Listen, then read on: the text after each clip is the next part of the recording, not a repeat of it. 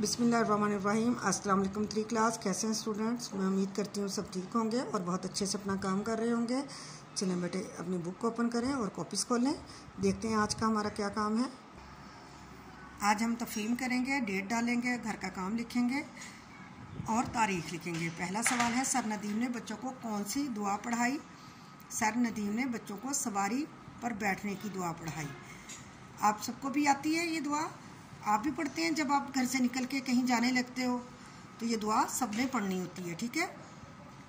अगला सवाल है, कान के अंदर दीवारों में किन रंगों का नमक नज़र आता है? स्याह रंग का नमक नज़र आता है। आगे है, खेवड़ा में नमक की कानें कब दरियाफ्त हुई? खेवड़ा में नमक की दरियाफ्त 326 कबल मसीह में हुई। आज का हमारा यही काम है और इंशाल्लाह बाकी का काम हम अगले दिन करेंगे। आपने इनको बहुत अच्छे से याद करना है और अपनी कॉपीज़ पे लिखना है। ओके, अल्लाह हाफिज़।